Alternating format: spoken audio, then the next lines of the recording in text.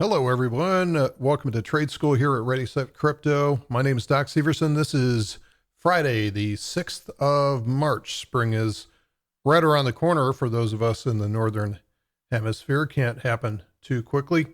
So welcome aboard. If you're watching us live, terrific. If you are watching this on a replay, which is more than likely, then welcome aboard as well, too. Today, I'm going to be talking about something that is, in my mind, a relatively short topic, but it's extremely powerful. In fact, this may be one of the most important things that you'll ever cover when you get into your trading careers. And today, what we're going to be talking about is, let's jump over here to the screen. I'm down here in the lower left.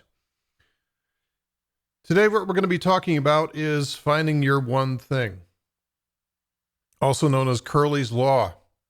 And this is something that I talk all the time about because I saw what a powerful impact it had on my own trading.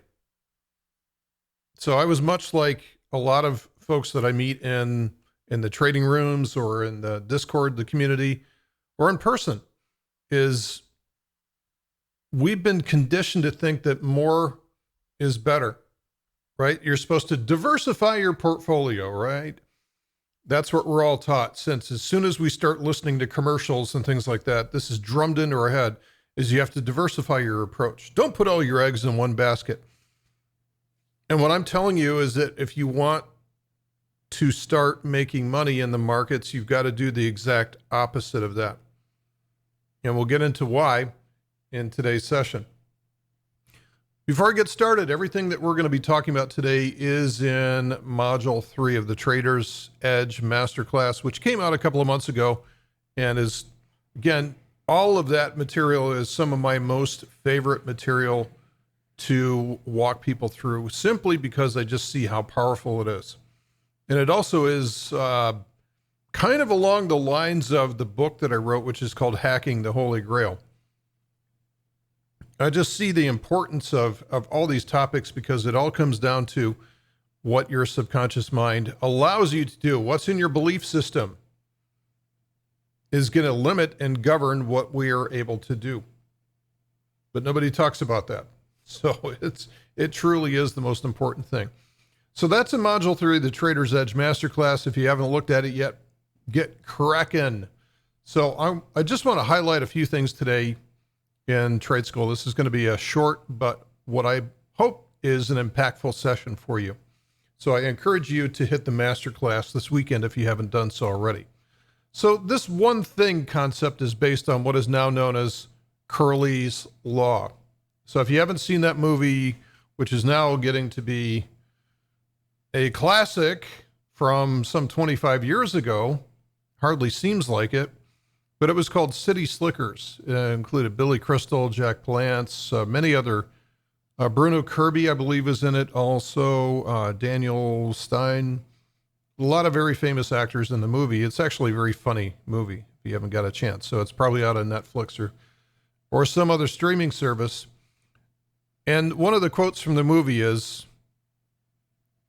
"The secret to life."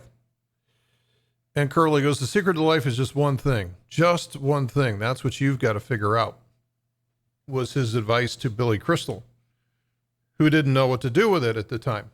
But eventually, through the end of the movie, I think he figured it out. That's the journey that we all take. So, okay.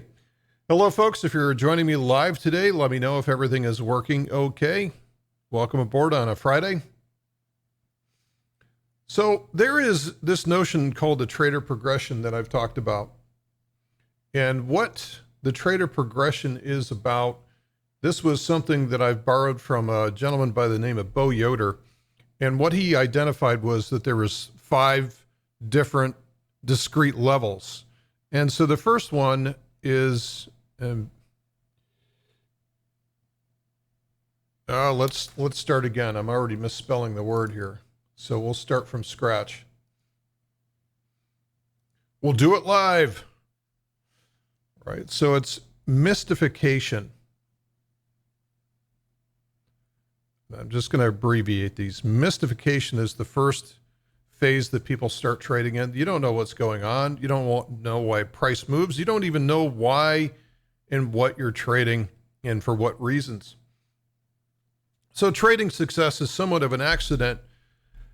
But what I also find is that many people tend to do well in this phase. And the reason why is because they've been pulled into trading because markets are going absolutely ballistic to the upside.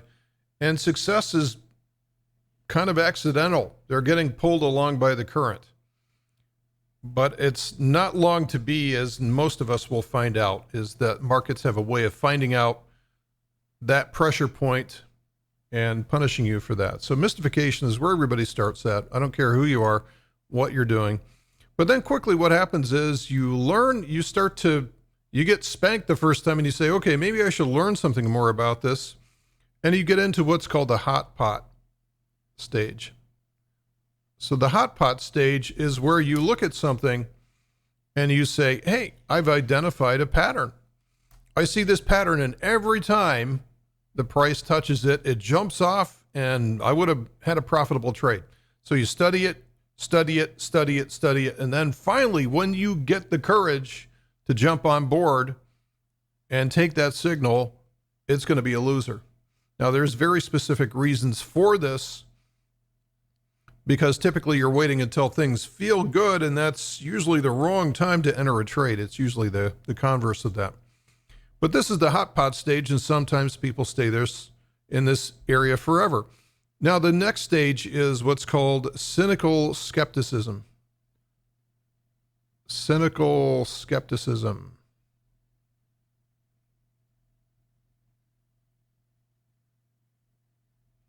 All right, hopefully skepticism, it's somewhere in the correct letters there. Okay, cynical skepticism. This is where you advance to the point where all of a sudden you realize the market is not your friend. It's not trying to do you any favors. Oh, I've just realized that the mystification area is right where I am, so I'm just going to get rid of myself. There's mystification down there. So mystification, once you leave mystification, you go to a hot pot stage. Every time you trade, you get your fingers burned. And eventually what happens is you get into this mode where you're convinced that the market's against you.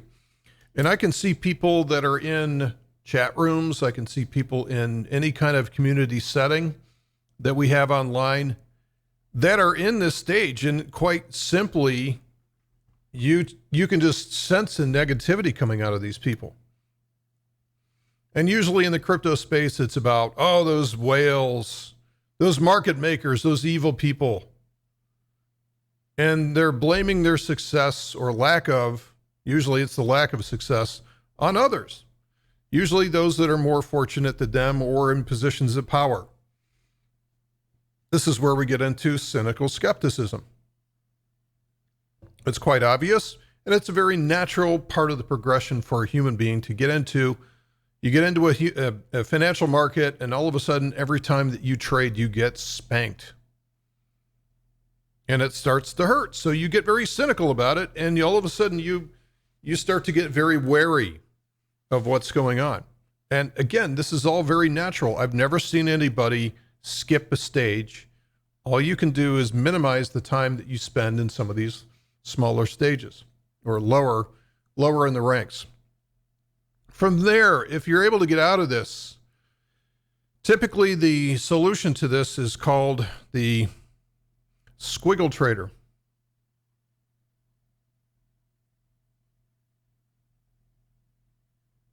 And this is where most people stay forever. They never get past this level.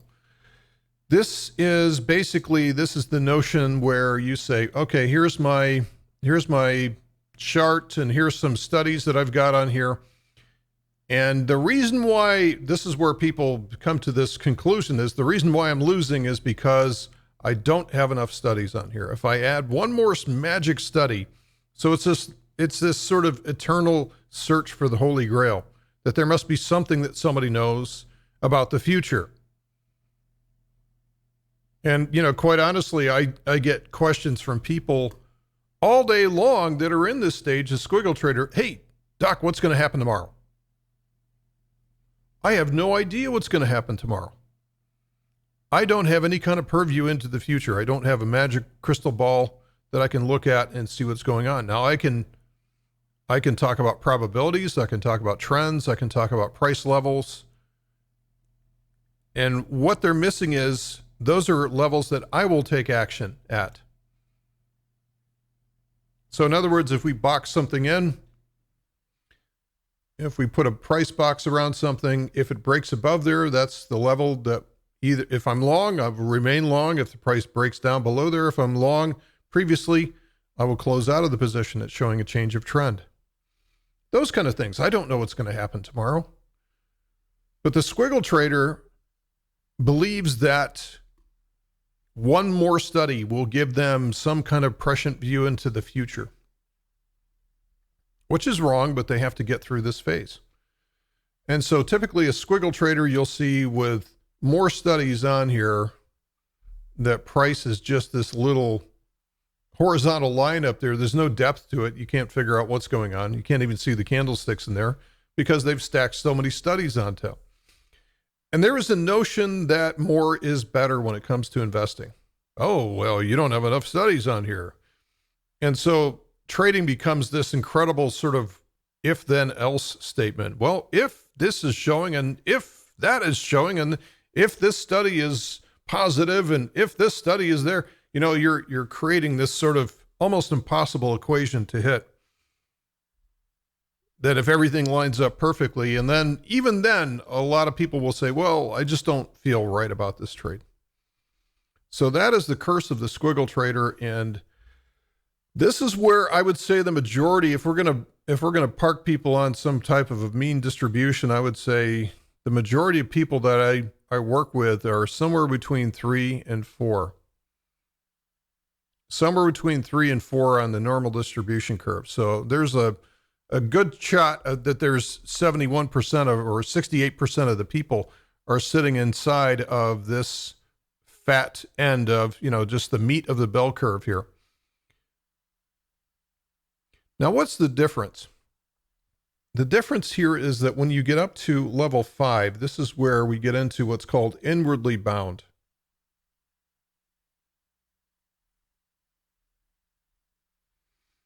Inwardly bound. That's level 5.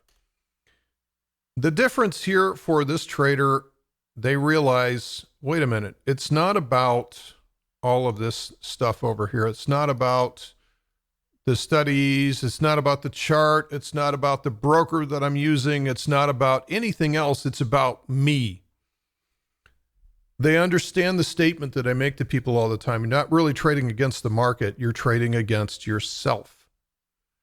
It's yourself. It's all your preconceived, incorrect notions about what a financial market should be doing. It's all this sense that you think that markets are logical and rational, where in fact they are irrational and illogical because they're made up of human beings. Human beings are generally very poor decision makers in times of stress. Very poor.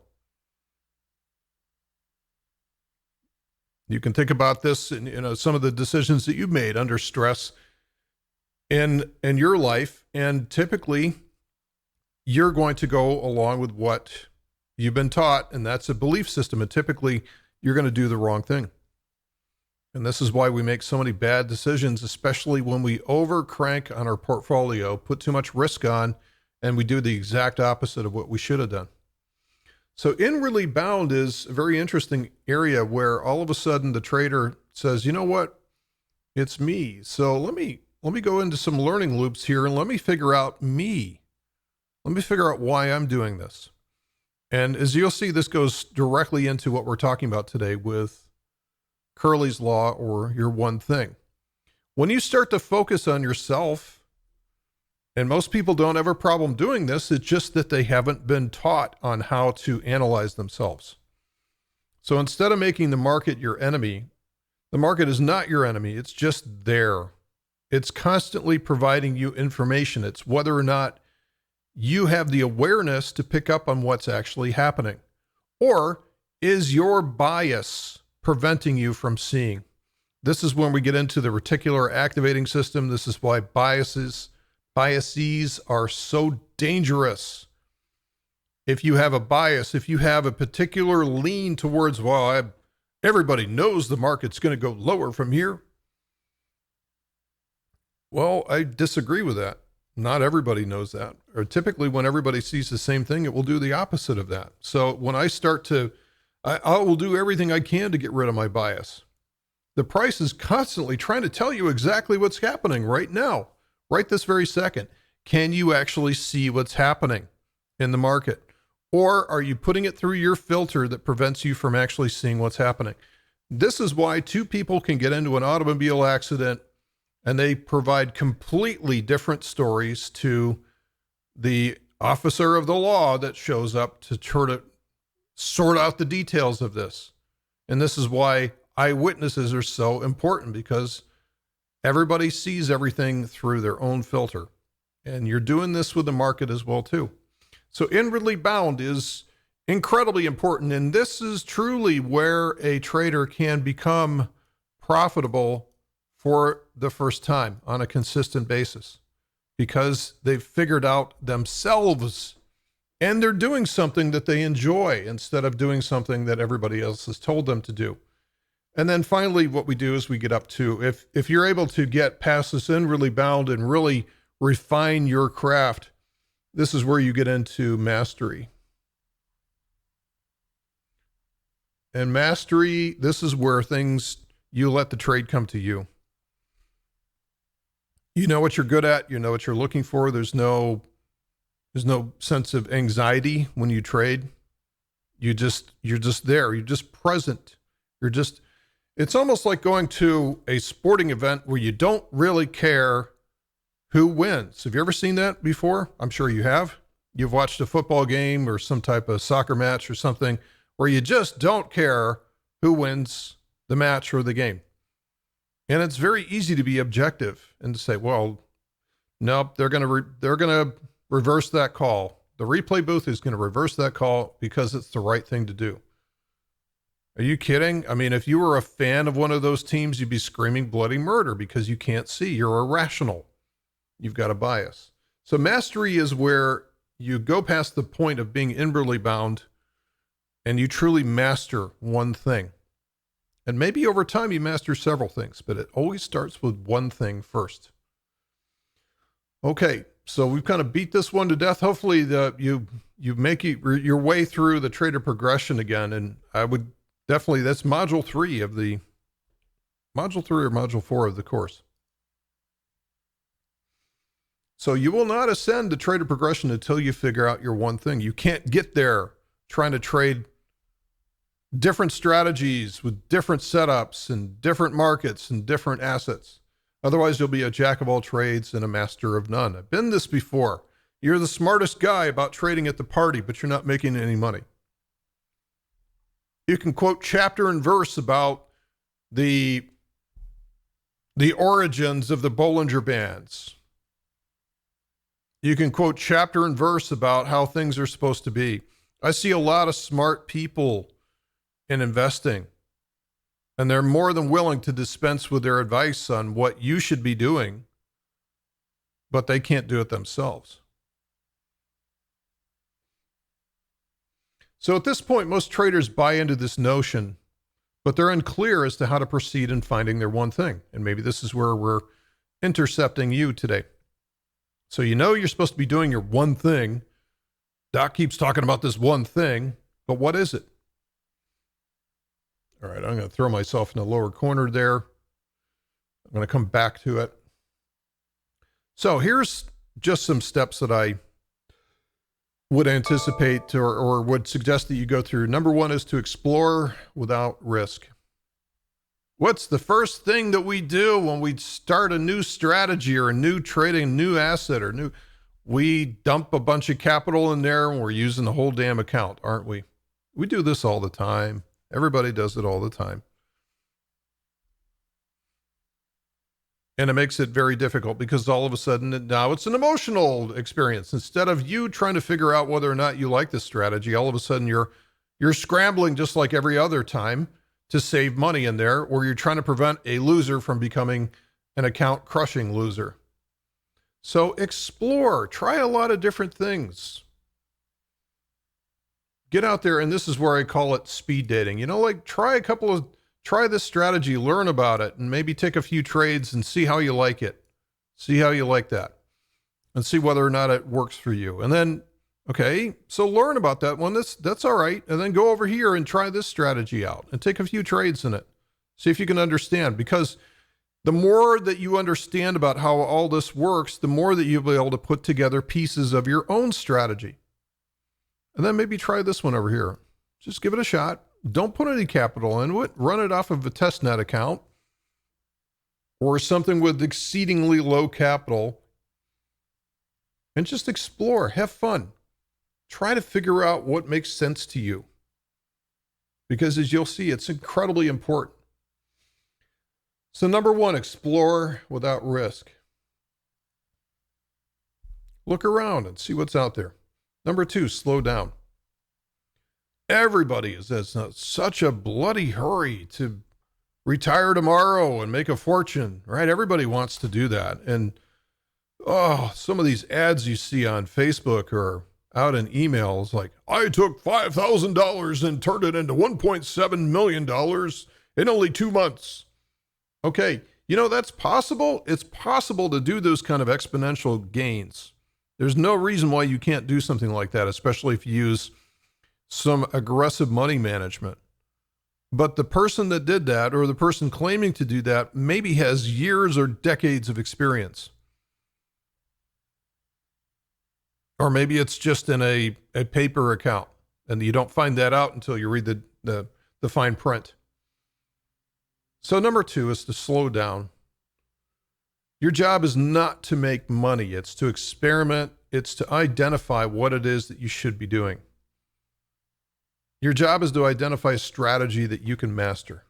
And not everyone is going to make sense to you. Don't pound that square peg into a round hole just because somebody said, well, you got to learn this strategy. Everybody learns this strategy. Don't let somebody else tell you what to do. Find something that really, really cracks your eye, right?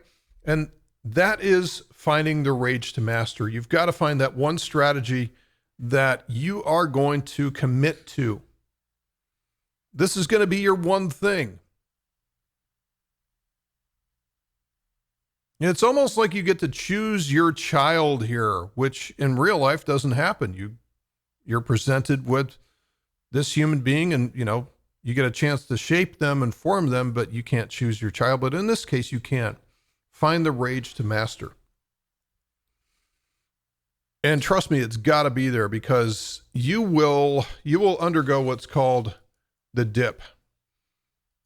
Okay, so you look at everybody else out there that is successful, and I'm going to draw a little stick man here, and this person's sitting on top of this mountain, and there's a halo over their head, and they're emitting a glow.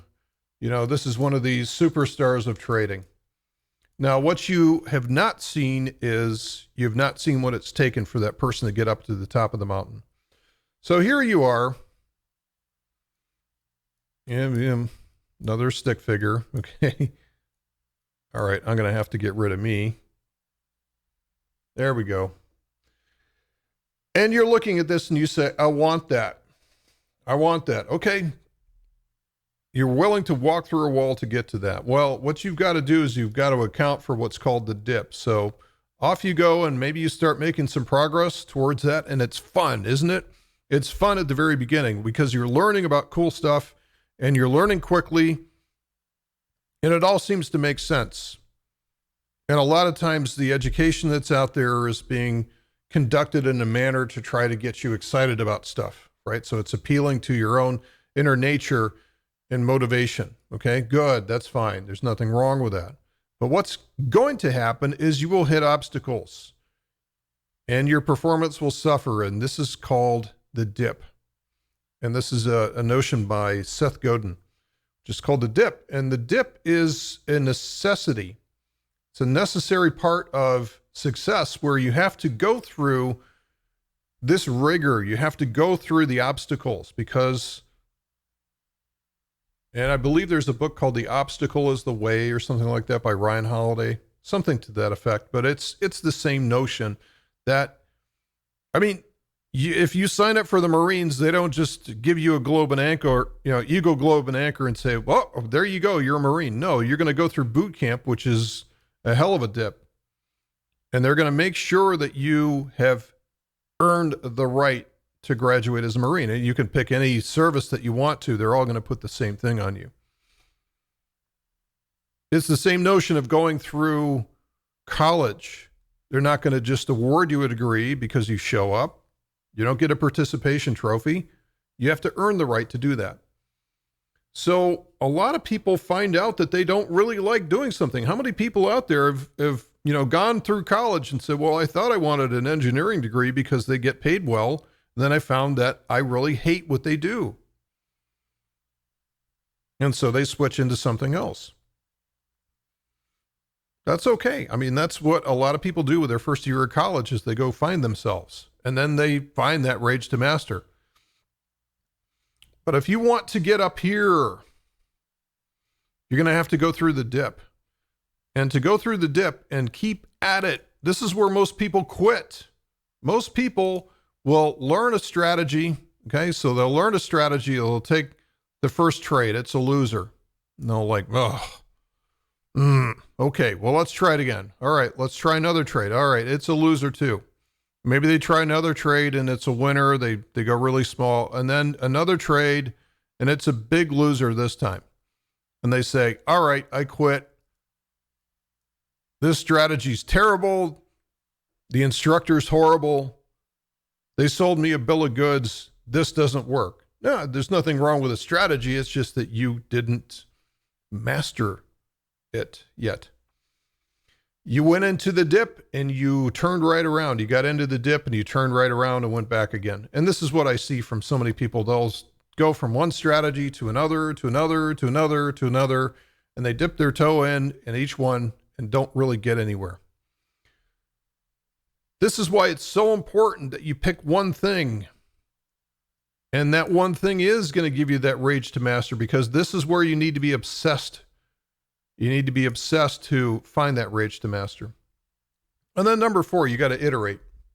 Iterate, iterate, iterate, iterate. And this is what I teach in every program, is this strategy development cycle. You're going to start off with some set of goals. This is your business plan. Ideally, put it into the market with some set of trading rules. Something very strict. Get some results from it. Are the results matching what your goals originally were? Yes or no? Well, if there's no, and chances are it's pretty good, that you're going to need to do some corrections. Go back, revisit your goals. Are they realistic?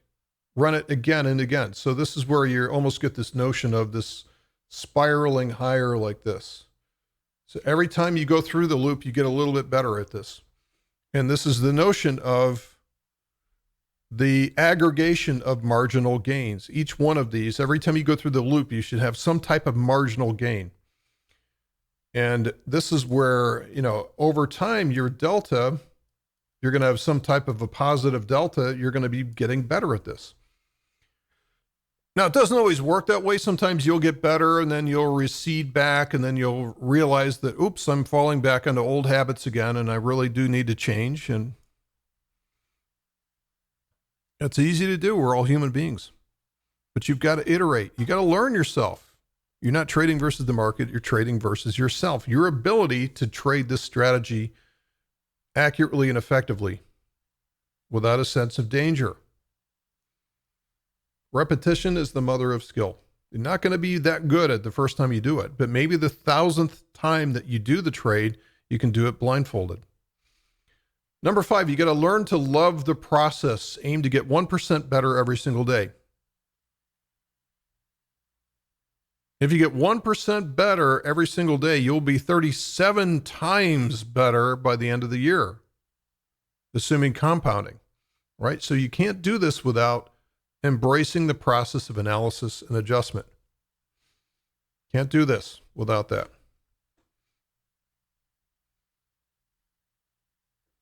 throw myself back here again. And then number 6, and this is the last one that I have here, is find a way to teach it to others.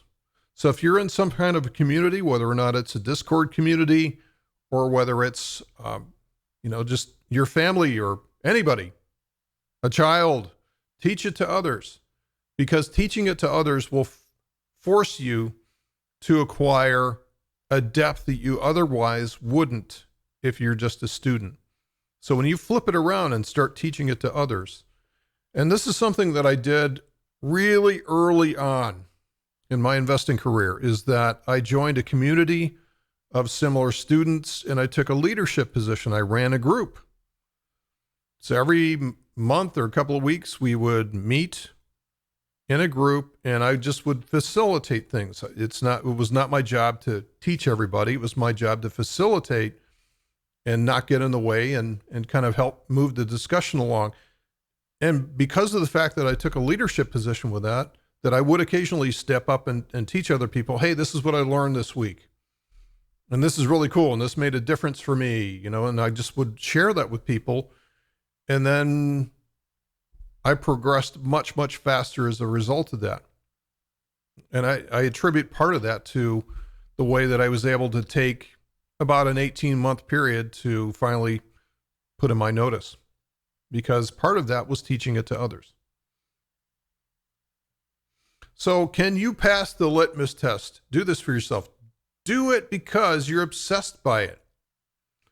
Only when you own and internalize this strategy will you have a chance to build an edge versus the rest of the market. You can't just buy something off the shelf, stick it in, and expect to own it.